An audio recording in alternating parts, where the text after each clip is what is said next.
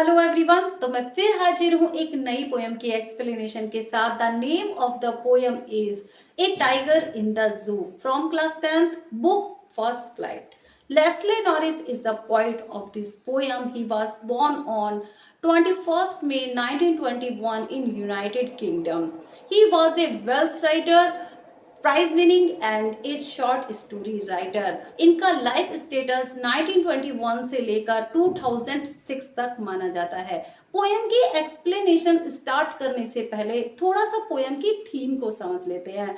इस पोयम में पोइट ने एक जू में रहने वाले टाइगर को एक फॉरेस्ट में रहने वाले टाइगर की लाइफ से कंपैरिजन किया है। अब यहाँ पे देखिए, जू में रहने वाला जो टाइगर है वो हर काम करने के लिए फ्री नहीं है, उसकी स्वतंत्रता छीन चुकी है। वो पिंजरे में कैद होके रहता है, कुछ ही स्टेप्स वो पिंजरे में चलता है। उसने अपने गुस्से को अपने अंदर छिपा रखा है। उसकी जो स्ट्रेंथ है वो उसके अंदर, पिंजरे के अंदर ही कैद होकर रह गई है। ना तो वो शिकार कर सकता है, ना ही वो अपनी मर्जी से कहीं भी घूम सकता है। रात को वो सिर्फ पेट्रोलिंग कार्स की साउंड सुनता है जो उसकी देखभाल करने के लिए आते हैं, और रात को वो सिर्फ ब्रिलियंट स्टार को, चमकते हुए सितारों को घूरता रहता है। तो यहाँ पर उसकी लाइफ यहीं तक ही सीमित रह गई है।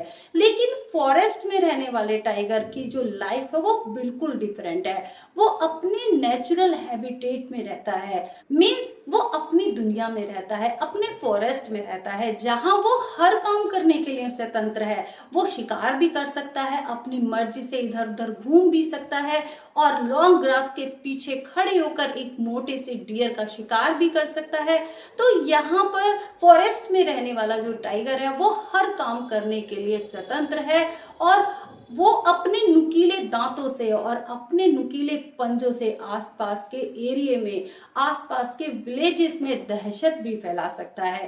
तो यहाँ पर अपनी पोयम के थ्रू पोएट ने एक ऐसी थीम को डिस्कस किया है कि दोनों की लाइफ में, जू में रहने वाले टाइगर और फॉरेस्ट में रहने वाले टाइगर की लाइफ में कितना डिफरेंस है, वही हम इस पोयम में पढ़ेंगे। Let's start the poem.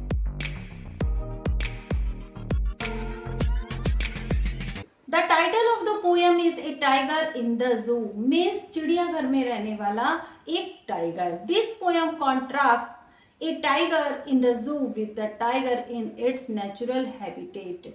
यहाँ पर देखिए, जू में रहने वाले टाइगर की जो लाइफ है वो फॉरेस्ट में रहने वाले टाइगर की लाइफ से किस तरीके से डिफरेंट है, वही इस पोयम में बताया गया है। The poem moves from the zoo to jungle and back again to the zoo. यहाँ पर सबसे पहले जू वाले टाइगर के बारे में बात हो रही है। फर्स्ट स्टैंजा में पोएट ने जू में रहने वाले टाइगर के बारे में बताया है, और फिर उसके बाद जंगल में रहने वाले टाइगर के बारे में बताया है। लेकिन लास्ट में पोयम मूव्स करते करते जू में रहने वाले टाइगर के अराउंड ही आके रुकती है। Read the poem silently once and say which stanzas speak about the tiger in the zoo and which ones speak about the tiger in the jungle। यहाँ पर आप देखिए, पोयम में देखिए कि किस स्टेंजा में एक जू में रहने वाले टाइगर के बारे में बात हो रही है और किस स्टेंजा में एक फॉरेस्ट में रहने वाले टाइगर के बारे में बात हो रही है। ये आप खुद से करें। First I will tell you meanings of the hard words. Stalks का मीनिंग है शान से अकड़कर चलना। विविड का मीनिंग है ब्राइट। स्ट्रिप्स का मीनिंग है धारियां। क्वाइट का मीनिंग है शांत। रेज का मीनिंग है क्रोध या गुस्सा या एंगर। लर्किंग का मीनिंग है छिपना। स्लाइडिंग का मीनिंग है फिसलना। वाटर होल का मीनिंग है कोई भी वाटर रिसोर्स हो सकती है यहाँ पर, या कोई झरना हो सकता है, या फिर एक पॉन्ड हो सकता है, या रिवर हो सकती है। प्लम्प का मीनिंग है मोटा। डियर का मीनिंग है हिरन। स्नार्लिंग का मीनिंग है गुर्राना। जंगल्स एज का मीनिंग है जंगल का किनारा। बेरिंग का मीनिंग है शो करना किसी भी चीज को। व्हाइट फैंक्स का मीनिंग है नुकीले दांत, नुकीले व्हाइट कलर के दांत। क्लॉस का मीनिंग है पंजे। टेरराइजिंग का मीनिंग है भयभीत करना या आतंकित करना।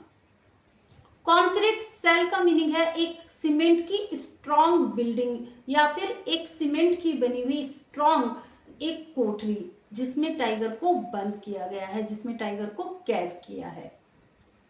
बार्स का मीनिंग है कैद कर लेना किसी भी चीज को। स्ट्रेंथ का मीनिंग है मजबूती। स्टॉकिंग का मीनिंग है शान से अकड़ के चलना। इग्नोरिंग का मीनिंग है अनदेखा करना। विजिटर्स वो लोग जो जू में विजिट करने के लिए आते हैं, घूमने के लिए आते हैं। हियर्स का मीनिंग है सुनना। पेट्रोलिंग कार्स का मीनिंग है कुछ लोग जो जू की देखभाल करते हैं तो वो रात में वहां पर राउंड लगाते हैं, तो उसको पेट्रोलिंग कार्स बोला जाता है। ब्रिलियंट आईज का मीनिंग है चमकती हुई आंखें। ब्रिलियंट स्टार्स का मीनिंग है चमकते हुए तारे। यहाँ पर देखिए सेकंड लास्ट लाइन में स्टेयर्स का मीनिंग है घूरना। ठीक है, let's start the poem. He stalks in his vivid strips the few steps of his cage on pads of velvet quiet in his quiet tray. First stanza में poet कहते हैं यहाँ पर जू में रहने वाले टाइगर की बात हो रही है कि किस तरीके से जू में रहने वाला टाइगर अपने पिंजरे के अंदर कैसे शान से अकड़कर चलता है, लेकिन वो कुछ ही स्टेप ले पाता है क्योंकि वो अपने पिंजरे के अंदर कैद है, वो अपनी मर्जी से घूम नहीं सकता। यहाँ पर जो जू में रहने वाला टाइगर है वो अपने पिंजरे के अंदर फ्यू स्टेप लेता है, कुछ ही कदम लेता है और उसकी बैक पर विविड स्ट्रिप्स मीन्स उसकी बैक पर ब्राइट कलर की धारियां हैं और उसके जो पंजे हैं, आपने देखा होगा जो टाइगर के पंजे होते हैं उसके जो पैर होते हैं वेलवेट की तरह, एक पैड की तरह होते हैं, बिल्कुल गद्देदार होते हैं। तो यहाँ पर जो टाइगर के जो पैर हैं वो वेलवेट की तरह सॉफ्ट हैं। अपने पैरों को वो धीरे धीरे क्वाइटली धीरे धीरे रखता है अपने पिंजरे में और शान से अकड़ कर चलता है और उसने अपने गुस्से को अपने अंदर ही छिपा रखा है। इन हिज क्वाइट रेज का मीनिंग है उसने अपने गुस्से को अपने अंदर ही दबा रखा। He should be lurking in shadow, sliding through long grass near the water hole where plump deer pass. यहाँ पर सेकेंड स्टेंजा में पोएट ने अब फॉरेस्ट में रहने वाले टाइगर के बारे में बताया है कि अगर ये जो टाइगर जू में बंद है, अगर ये टाइगर फॉरेस्ट में होता तो इसको क्या करना चाहिए।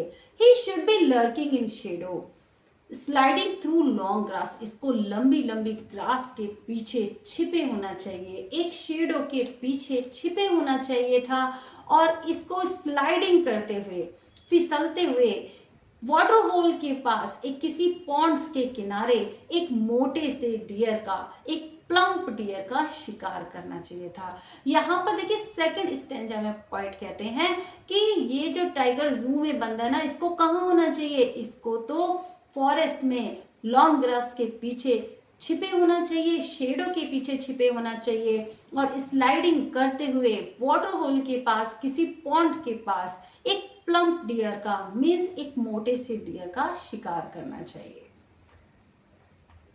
थर्ड स्टेंजा में देखते हैं, he should be snarling around houses at the jungle's edge, bearing his white fangs, his claws, terrorizing the village. अब यहाँ पर भी फॉरेस्ट में रहने वाले टाइगर के बारे में बात हो रही है कि अगर ये टाइगर जू में बंद नहीं होता तो इसको कहाँ होना चाहिए, इसको तो जंगल की एज पर मिस जंगल के किनारे के पास जो घर बने हुए हैं वहां पर इसको स्नार्लिंग करना चाहिए, वहां पर इसको गुर्राना चाहिए।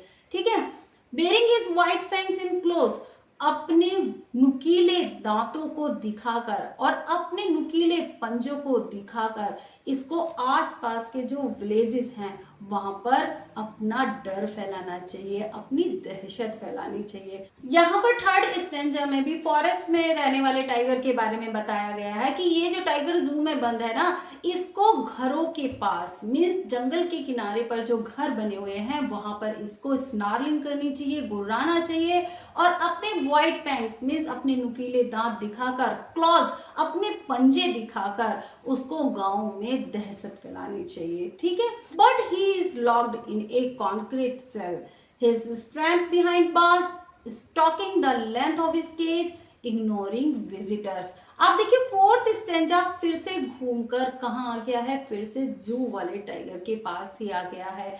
यहाँ पर अब इस टाइगर को फॉरेस्ट में, यहाँ पे पॉइंट कहते हैं कि इस टाइगर को फॉरेस्ट में होना चाहिए था, लेकिन अब ये कहाँ पर है, ये तो जू में कॉन्क्रीट सेल में लॉक्ड होके रह गया है। ये जो जू में रहने वाला जो टाइगर है एक कॉन्क्रीट सेल में, मीन्स एक पिंजरे में, एक सीमेंट की बनी हुई कोठरी में कैद होके रह गया है। हिज स्ट्रेंथ बिहाइंड बार्स, इसकी जो पूरी मजबूती है, इसकी जो सारी शक्ति है, जो स्ट्रेंथ है, वो भी पिंजरे के पीछे कैद होकर रह गई है। Stalking the length of his cage, जितना बड़ा इसका पिंजरा है ये उसी में ही अकड़कर चलता है, उसी में ही शान से अकड़कर चलता है। इग्नोरिंग विजिटर, वो सभी विजिटर को जो भी जू में देखने के लिए उसको आते हैं, यहाँ पर देखिए चिड़ियाघर में टाइगर को देखने के लिए जो लोग आते हैं उनको इग्नोर करते हुए टाइगर अपने पिंजरे के अंदर ही शान से अकड़कर चलता है और वो सभी विजिटर को इग्नोर कर देता है और वो कॉन्क्रीट सेल में बंद होकर रह गया है और उसकी स्ट्रेंथ भी, उसकी मजबूती भी पिंजरे के अंदर कैद होकर रह। He hears the last voice at night, the patrolling cars, and stares with his brilliant eyes at the brilliant stars.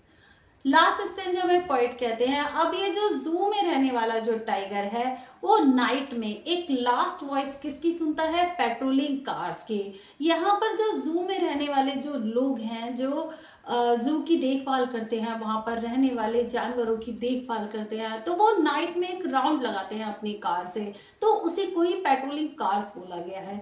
तो यहाँ पर जू में रहने वाला जो टाइगर है नाइट में जो लास्ट वॉइस किसकी सुनता है, पेट्रोलिंग कार्स की लास्ट वॉइस सुनता है और अपनी ब्रिलियंट आंखों से, अपनी शाइनी और चमकदार आंखों से वो चमकते हुए सितारों को घूरता रहता है। यहाँ पर नाइट में टाइगर क्या करता है, जू में रहने वाला टाइगर नाइट में जो लास्ट वॉइस सुनता है वो पेट्रोलिंग कार्स की सुनता है और वो अपनी चमकती हुई आंखों से ऊपर की तरफ मुंह कर स्काई की तरफ मुंह करके वो ब्रिलियंट स्टार्स को, मीन्स चमकते हुए सितारों को घूरता रहता है। ठीक है, लास्ट स्टैंजा में पोयम जो है फिर जू में रहने वाले टाइगर के पास आकर रुक जाए। So explanation of this poem is completed here. Thanks for watching the video. अगर आपको इस पोयम की एक्सप्लेनेशन अच्छी लगी हो तो please comment, like, share and subscribe my channel. Have a nice day.